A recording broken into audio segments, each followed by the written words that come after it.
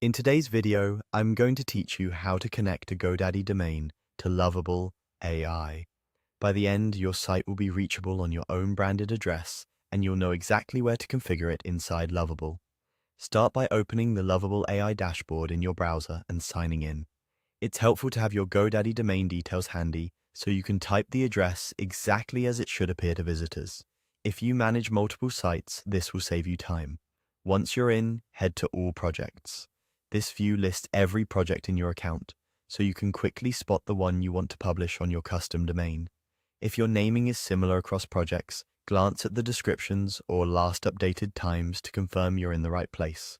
Open the project you want to connect.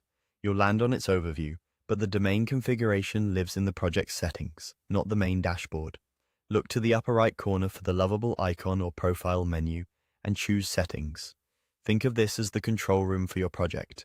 Deployments, environments, and the domain tools you need are all centralized here. Inside Settings, switch to the Domains section. This page lets you see any domains already linked, their status, and the controls to add a new one without touching your code or redeploying manually. Click Connect Domain. A prompt will appear asking for the domain you want to use. Type the domain exactly as it's registered at GoDaddy, without HTTP or HTTPS, and include a subdomain if you prefer one, like www or app. Deciding between the root domain and a subdomain is a strategic choice. The root is clean and simple, while a subdomain lets you keep room for future sections of your site. After you submit the domain, Lovable will display the connection details it needs. Leave this page open. You'll typically be shown DNS records, often CNAME or A records, to create with your domain registrar. Because your domain is with GoDaddy, you'll add those records in GoDaddy's DNS settings.